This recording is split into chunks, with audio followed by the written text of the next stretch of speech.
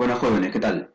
Hoy en el curso de Historia Universal vamos a estudiar el tema de la Segunda Guerra Mundial, parte 3. Los objetivos de esta clase son que al final de ella ustedes puedan comprender por qué el ataque japonés a Pearl Harbor fue clave para el ingreso de Estados Unidos a la Segunda Guerra Mundial. Van a poder explicar las primeras acciones de ataque de los aliados contra las potencias del eje y van a poder explicar la importancia de la batalla de Stalingrado y el desembarco de Normandía para la contraofensiva aliada. La Guerra del Pacífico.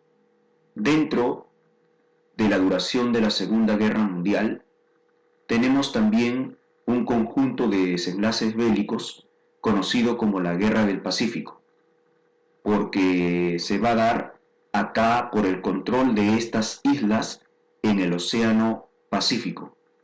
De ahí viene el nombre de Guerra del Pacífico, donde se van a enfrentar básicamente Japón y Estados Unidos. Japón, que era que pertenecía a la potencia del eje, aliado de los nazis, y Estados Unidos, que va a pertenecer a los aliados. Japón buscaba eliminar el obstáculo que significaba Estados Unidos para conquistar estas islas del Pacífico. Y por eso es que el general japonés Toyo Hideki, que ustedes pueden ver en esta imagen, Toyo Hideki va a idear un plan militar para atacar las islas que tenía Estados Unidos aquí en el Océano Pacífico. Y Toyo Hideki va a centrarse específicamente en la isla de Hawái. Recuerda que Hawái es una isla y es un estado que pertenece a los Estados Unidos, ¿ya? Entonces Toyo Hideki va a centrar su ataque o su plan militar sobre Hawái, específicamente sobre la base naval norteamericana de Pearl Harbor, en Hawái. Y por esta razón, el 7 de diciembre del año 1941, los japoneses, sin declaración oficial de guerra, como pueden ver en esta imagen, van a bombardear la base naval norteamericana de Pearl Harbor, lo cual va a traer como resultado aproximadamente 2.500 muertos y más de 1.000 heridos. Entonces, esto, como es lógico, va a dar o va a traer una respuesta o va a traer una consecuencia militar por parte de Estados Unidos frente a Japón. Recuerda también que algunas fuentes mencionan que Estados Unidos ya sabía de un posible ataque japonés a la base norteamericana de Pearl Harbor, pero no hizo mucho por tratar de frenarlo, porque lo que buscaba Estados Unidos era un pretexto para ingresar a la Segunda Guerra Mundial. Y por esta razón es que simplemente los mejores barcos, los famosos portaaviones que tenía Estados Unidos, fueron sacados de esta isla, de esta base naval, y llevados a buen recaudo, para que no sean hundidos o bombardeados por el ataque enemigo de los japoneses. Entonces es probable de que Estados Unidos ya sepa que en cualquier momento iba a darse un ataque japonés a su isla, pero no lo evitó. ¿Por qué?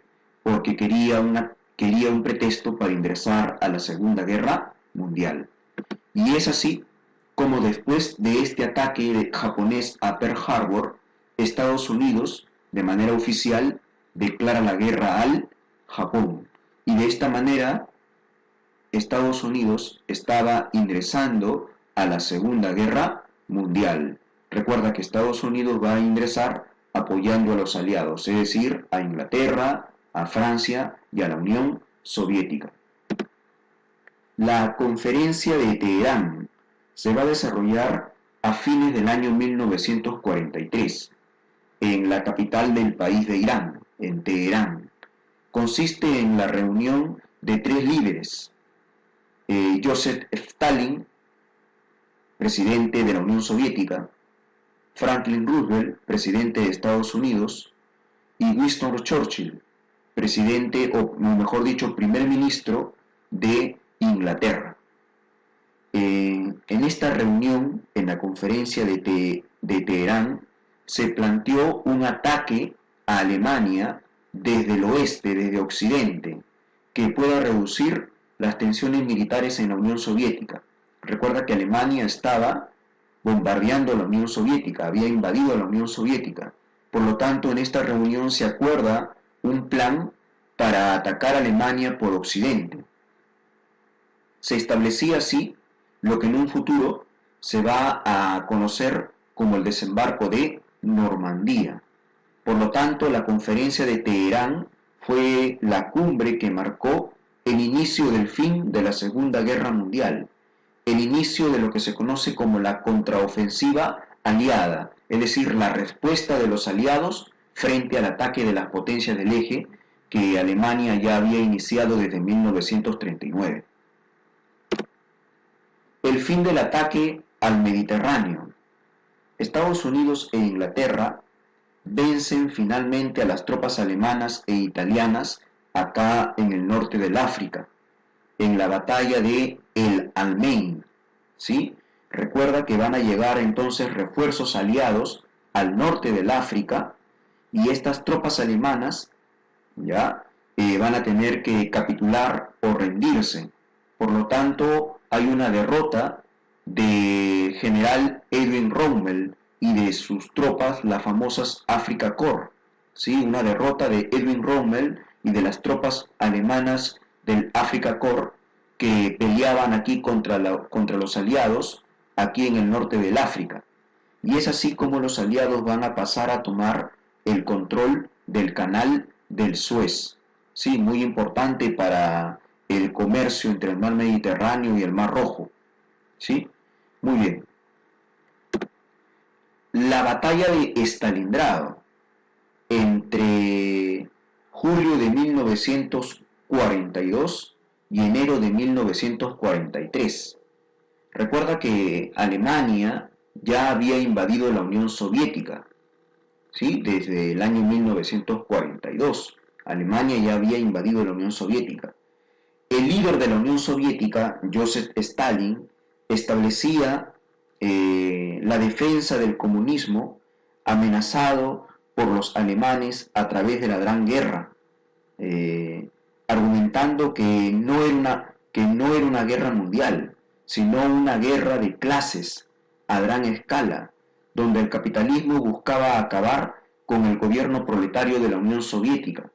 Por eso es que de esta manera Stalin asusa a su pueblo a participar y seguir peleando frente a la invasión alemana, a resistir a la invasión alemana a su país. Por lo tanto, la batalla de Stalingrado va a ser la batalla más sangrienta de la Segunda Guerra Mundial y va a haber una notoria derrota alemana en la Unión Soviética. Recuerda que hay tres factores que contribuyen a que Rusia, o mejor dicho, la Unión Soviética, pueda derrotar a Alemania en su país. Estos tres factores son, primero, el invierno ruso.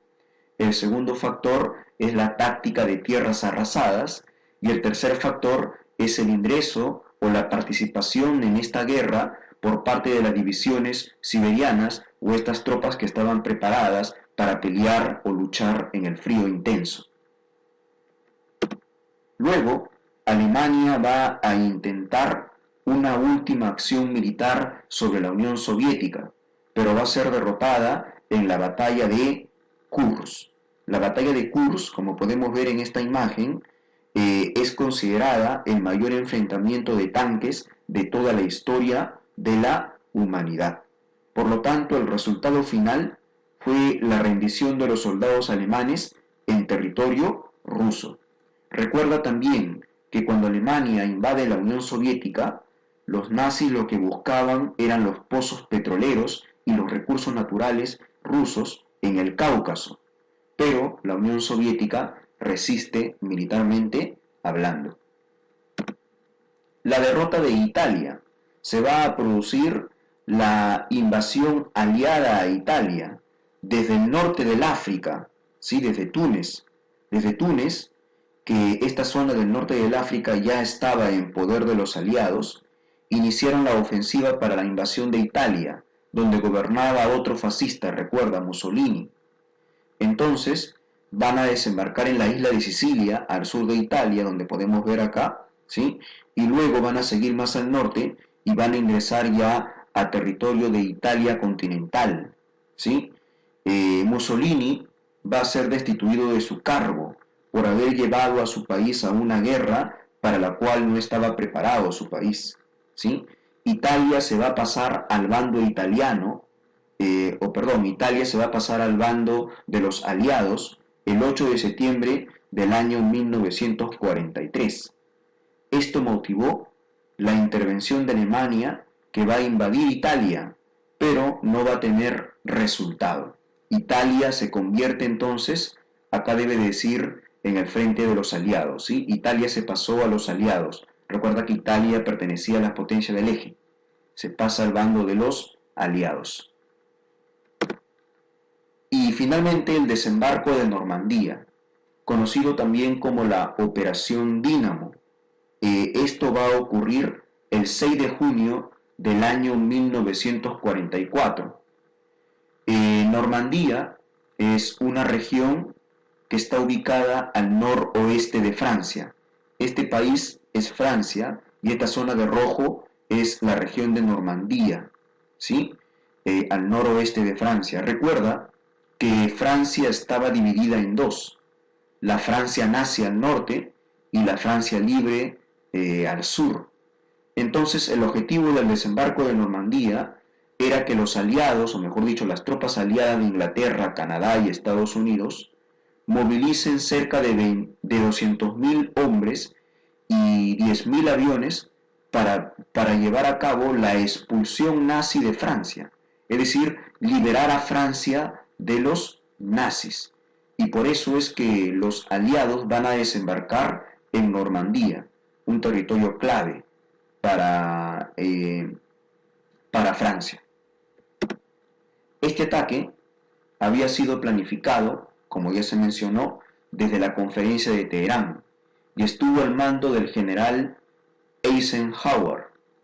A este acontecimiento también se le conoce como el día D, porque es el día clave, es el día de suma importancia, donde, como podemos ver en estas fotografías, desembarca el ejército aliado en territorio francés, pero que era un territorio nazi. Y el objetivo era liberar Francia de los nazis. Por supuesto que hubo una resistencia militar por parte de Alemania, pero no va a ser suficiente. Finalmente Francia va a ser liberada y paulatinamente lo van a hacer también Holanda y Bélgica.